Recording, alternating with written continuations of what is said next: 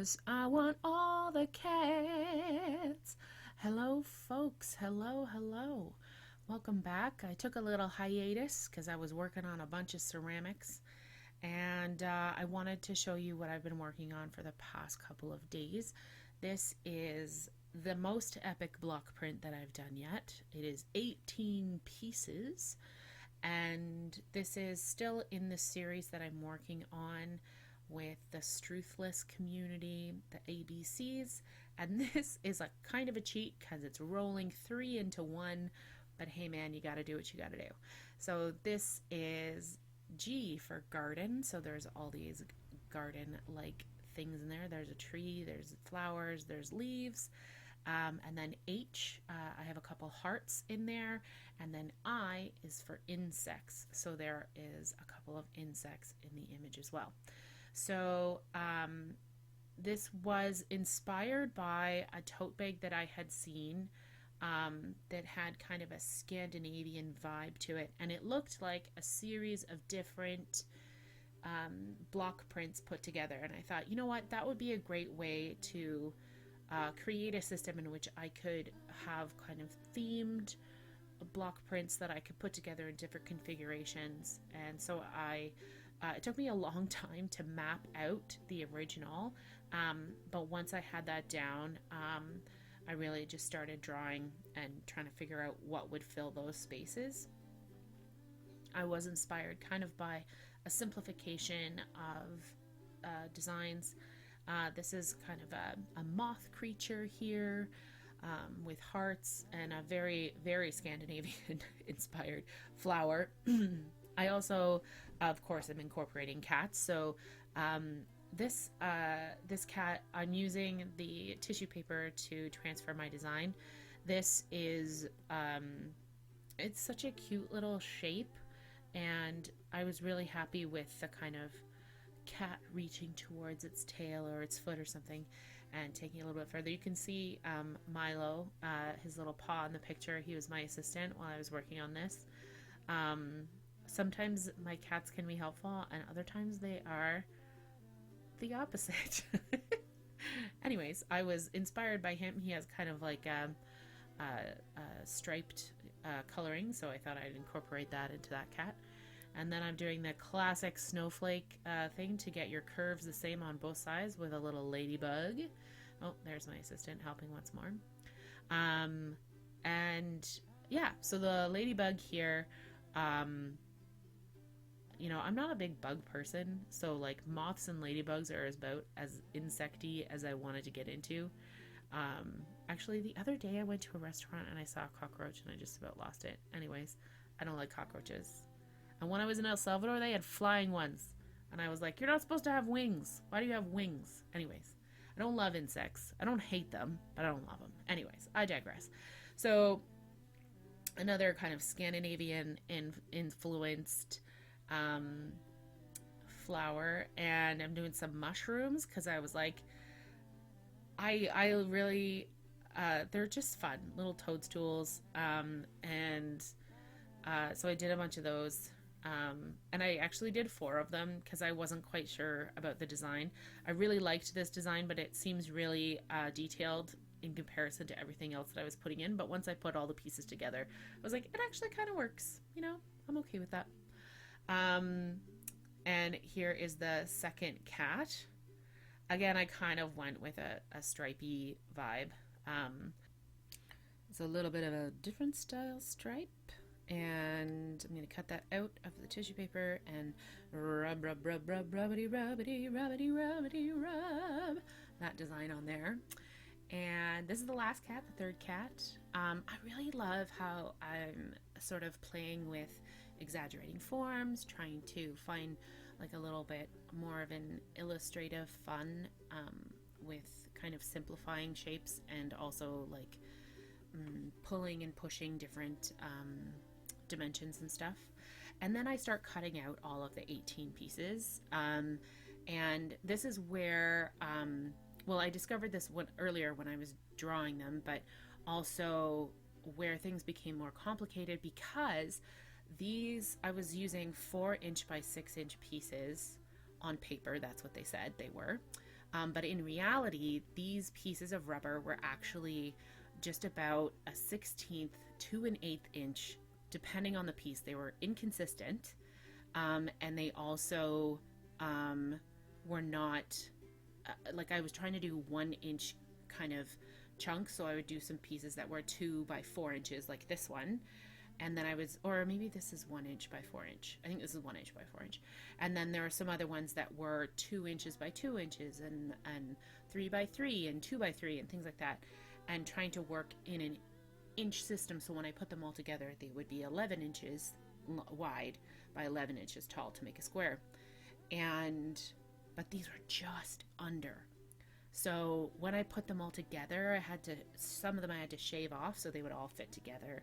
Or there was just like spaces in between, which in the end doesn't really matter because they're, so the exterior of them, you're not really going to see that in the print itself, but it is kind of annoying when you're trying to put this all together. I really found this one very satisfying to carve. Something about symmetry and cutting that out is very satisfying. And I like how the top looks like a little castle. Yeah. And what I did on these two is I use a blue fabric marker to put on the top of these before I cut them out.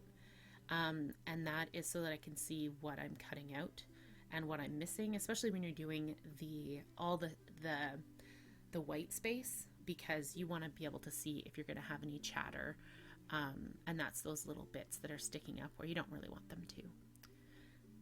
And which is next? Oh, the leaves. Okay, so the leaves, I was playing a lot with a bunch of different designs for these. And I just really like the idea of doing like a dark leaf and then a light leaf and then a dark leaf. So it's not really groundbreaking. Oh yeah, good times. And I'm carving that a little bit more. Ooh, look at me carving that one. Ooh, I'm doing around the side, going around the side, going around the side. This is an exciting one to carve.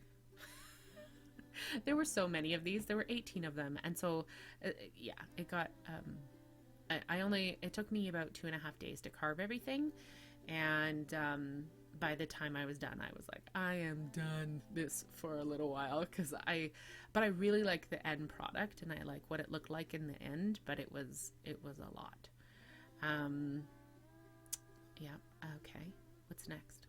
Oh, I like this one because it's kind of like a Gothic cathedral, like arch in a window or something, a little stained glass window. And I really like the way it showed up in the print too. It just had a nice little detail and was kind of a nice dark area. And much like this one here, there's a lot of dark areas. And one of the things about making this kind of tiled design is playing on where those light areas are and where the dark areas are. Because there are some pieces that are really, really just almost like an outline shape. And the other ones are like a big block of dark color. And that one was, the moth was. This one, not so much. It's kind of evenly balanced. Yeah, and I found it really hard. Sometimes you draw something and the details are a little bit small, so some of the legs got a little bit tiny. I lost some of the details in that. Doodle-doo, ladybug, and I just was breaking up that for a bit of a texture. What's next? Ooh, I like this cat. And it's a challenge sometimes when you're carving out things that have facial features, and especially because I've done so many cats so far. It is so easy, very, very quickly, to mess up a facial expression because you just have to overcarve by just like a fraction of a millimeter, and it can mess up the face. So, or can mess up the expression. So it is like kind of a limitation in the block print, rather than just sketching.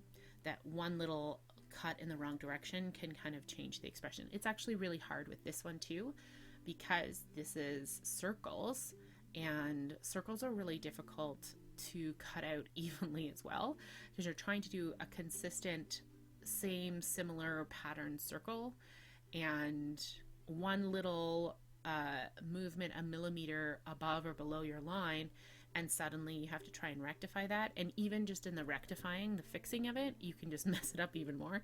So, I mean, I wasn't going for absolute perfection, but it is annoying when you're trying to do something and you're aiming for something like that.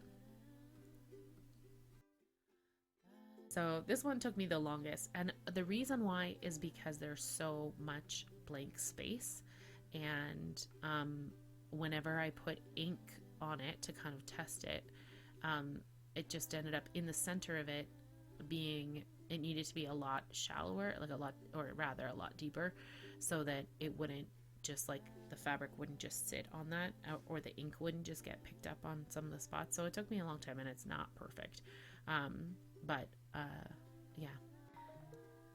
And here's a bunch more carving, carving, carving, carving, carving, carving, carving, carving. So this was my efforts after the first day, and then I had to kind of remember how to put it back together. Luckily, I did take pictures, but even still, I was like, how did this? It was like a jigsaw puzzle, or one of those things where there's one tile that you have to move around to make the image line up, right? Anyways, and this was also where having those pieces not be exactly 4'6" was really bothersome, because even though you know, if it's just a little bit off, once you magnify that by 5-6 pieces, then that little bit off means that they don't all line up. So I had to do some trimming and some finagling to try and get them to fit perfectly together. And I was so happy, like, and also when I look at this, I just think that was so much work.